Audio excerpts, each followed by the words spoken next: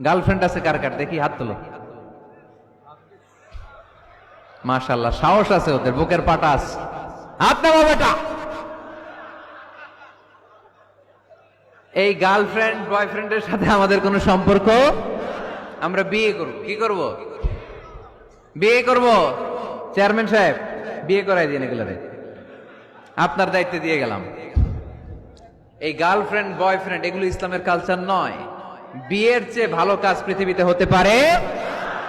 বিয়ে করতে গেলেই বাপে বলে আগে নিজের পায়ে দাঁড়া। তো এতদিন ও কার পায়ে দাঁড়াইছে? ছেলে মেয়েদেরকে সাহস দেন, ছেলেও পড়বে।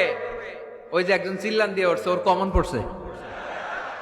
কমন পড়ছে, মাশাআল্লাহ। গার্ডিয়ানরা যারা আছেন ওদের দুঃখ কষ্ট একটু বুঝছেন আপনারা, মিলাই দিয়েন ওদেরকে, বিয়ের পিড়িতে বসায় দিয়েন। বিয়েতে কল্যাণ, বিয়েতে বরকত। বিয়ের মতো ভালো কাজ হতে পারে না। সব নবীরা বিয়ে করেছেন। আর নিকাহ মিন সুন্নতি, বিয়ে আমার সুন্নাত। ফামান রাগিবা আন সুন্নতি ফালাইসা মিন্নি, যে আমার সুন্নতকে ভালোবাসে না সে আমার উম্মত হতে পারে না। বিয়েটাকে সহজ করে দেন। যেই সমাজে বিয়ে সহজ ওই সমাজে জিনা কঠিন, তাই না? যেই সমাজে জিনা সহজ ওই সমাজে বিয়ে কঠিন। আমাদের সমাজে জিনা করা সহজ, বিয়ে করতে লাগে 10 লাখ, জিনা করতে লাগে 1000। ঠিক কিনা? 10 লাখ টাকা ছাড়া বিয়ে করা যায় না। এটা লাগবে, ওইটা লাগবে, এই দাও, ওই দাও, মোহর দাও, বিশাল অঙ্কের মোহর। 10 লক্ষ টাকা ধার্য না করলে মেয়ে দিবে না। এরকম আছে না নাই?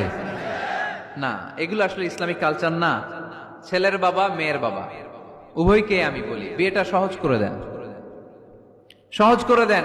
ছেলে পড়াশোনা করুক, সমস্যা নাই, মেয়েও পড়ুক, কিন্তু তারা পবিত্রভাবে তাদের সম্পর্ককে মেনটেন করুক। ঠিক কিনা?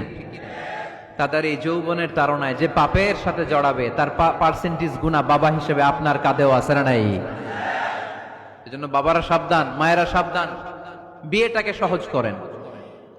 এই এলাকার যুব সংঘ যারা আছো, তোমরা একটা ক্যাম্পেইন করবা এই মাহফিলের পরে, টাইমলি ম্যারেজ ক্যাম্পেইন।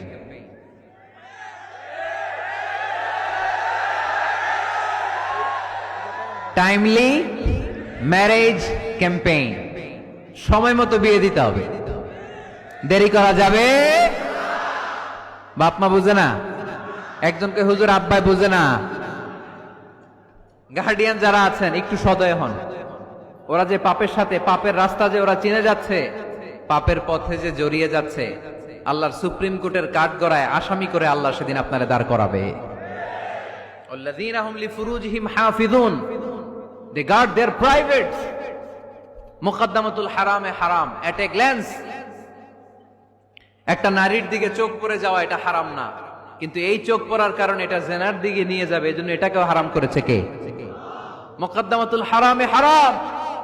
এই নজরটা বড় খারাপ। আন-নাযার সাহামুন মাসমুমুন মিন সিহামি ইবলিস। এই নজর হচ্ছে শয়তানের বিষ মাখানো তীরের মধ্যে থেকে একটা ভয়ঙ্কর তীর।